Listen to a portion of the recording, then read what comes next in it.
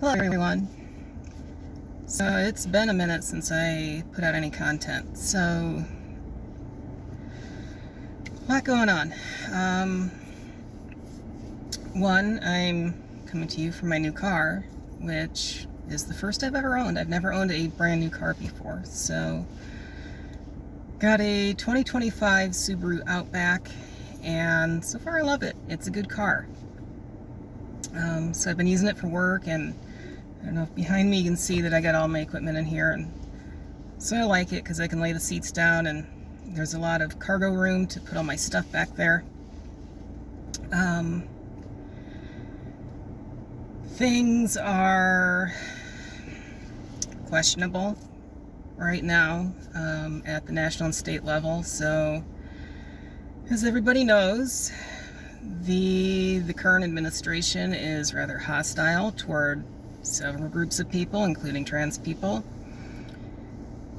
At the state level, the state of Iowa has now made history as the very first state to ever remove civil rights protections from a protected group of people. So right now, starting on July 1st, which was a couple days ago, or excuse me, it was yesterday. Today's the 2nd. Starting yesterday, it is now legal to harass, to refuse to hire, to fire, to deny housing, and a few other things, strictly on the basis of gender identity. So you can do whatever you want to trans people in several categories.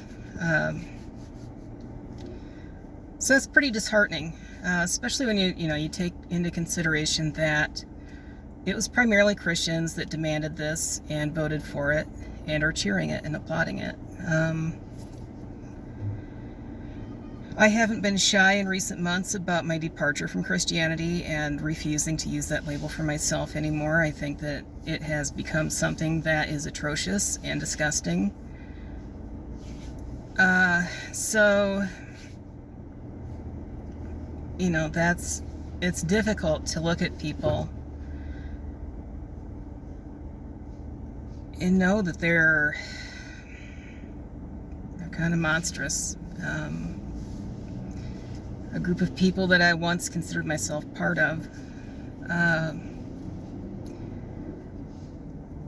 On the more positive side of things, I've got a partnership in the works with a local group. I'm not going to name it yet because we're still finalizing some things, but they're going to help me promote a boxing group for LGBTQ people. Now, if you followed my videos, you know that the boxing world has been very, very hostile toward trans people.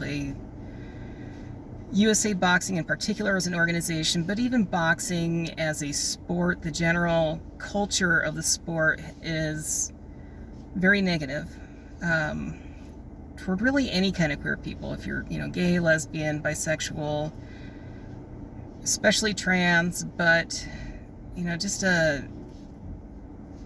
it's not really an inviting, open place as far as sports go. Nothing at all like mountain biking and gravel racing have been to me. Both of those sports have been fantastic, and I might even get back into them eventually. But for right now, since, the trans community is really the marginalization of the trans community is accelerating rapidly. And since I'm, well connected in the local boxing scene, I'm going to put my effort there for right now because there's already other people who are, kind of serving the cycling community. So that'll be coming up it'll be announced on June 12th, and then the first event is going to be June 19th. So keep your eyes open for that. Things are a little bit strange right now.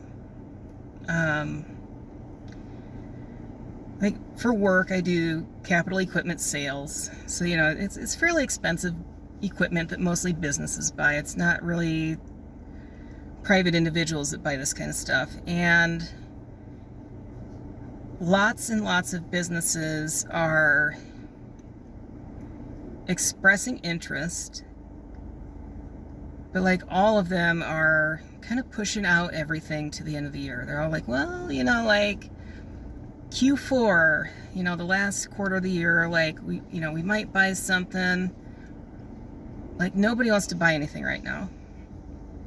And that's been kind of what I've been hearing from a lot of people. Businesses are scared. Consumers are scared. Because everything seems very unstable right now, very uncertain. And people are getting anxious about it.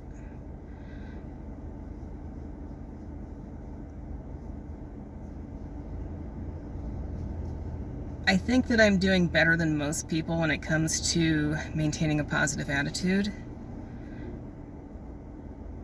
But it still gets to me a little bit.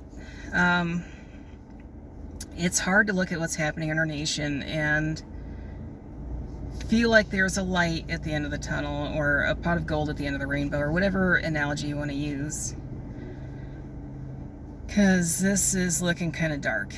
The stuff that's going on with, just kidnapping people off the streets and little kids, and now they're talking about they want to do this to U.S. citizens too. If you fall into disfavor with this current regime, they want to be able to denaturalize you and send you to a foreign prison, which most of them will amount to like a hard labor camp or extreme isolation for the rest of your life. And it's very inhumane. And part of me wakes up every day expecting that today's the day that rationality is going to win, and this is all going to end, and somehow it's going to stop. But it's not. It hasn't. And I don't know how long it can go on like this. Looking at what happened in Nazi Germany, that was years. We might be in for years and years of this. And it might get worse before it gets better. So that's disheartening. However, things like the No Kings protests and things like that give me a little bit of hope, because the outpouring of that sentiment and the turnout for these events was beyond words. I mean, there were so many people, and that gives me hope. There's a lot of people out there that they don't want this. This isn't what they want, and they want to see this country go in a good direction. So anyway, I'm traveling home, so I'm going to get going, but I do want to say one thing about the car. So it is a 2025 Subaru Outback, and the reason I went with this car, I was looking at cars with enough length in the cargo area to get my equipment in, so that was the first priority. But I noticed last summer, before the election, that several automakers preemptively changed their DEI policies. And that was the first hint that I had that something was afoot. Like, it's kind of like they knew who was going to win months in advance, like last June, last July. These automakers started changing their DEI policies or getting rid of them completely. And then after the election, more followed. And so when I was looking at cars, I made a list of all the companies that did that, and just immediately excluded them. So I'm not going to buy from a company that hates me. So that excluded a lot of the automakers, and really the decision came down between this car and a Honda Pilot. I went with this because the Honda has a new like cylinder deactivation thing. And like every automaker that's ever done that, whether they called it displacement on demand or cylinder deactivation or whatever name they came up with it, like everybody that's ever done it had problems with it. And it's the first year for it, and I thought, if I'm buying a new car, I'm not going to buy a new model that has unproven technology in it, that's being used for the first time. The other thing is, cylinder deactivation has a bad history. Like I can't think of a single case where it was truly successful and didn't have problems. So ultimately, I scratched the Honda off the list and I went with this Outback, and so far I like it. I wasn't sure what I was going to think of the CVT, the transmission, and I like it. I really like it. The reason I like it, I drive a lot. And one thing I've noticed is the shifts in this are so smooth you don't even notice them. And it doesn't seem to be as harsh. Especially like when you're downshifting, if you're going to pass or something on the highway. The downshifting isn't as harsh. As the pulleys change ratios, it's not that instant snap that you're used to with a conventional transmission. The gearing change is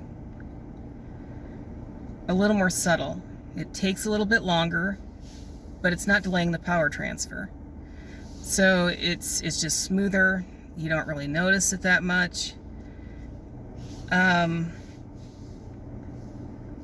So yeah, so far I like it. This car is the most comfortable car I've ever driven. Rides very smooth. It's pretty quiet, and overall I think it's a great car. So I think I'll start getting back into making videos soon. Like I said, I've got some stuff coming up that I think would be worth covering, so I'll make some videos about that.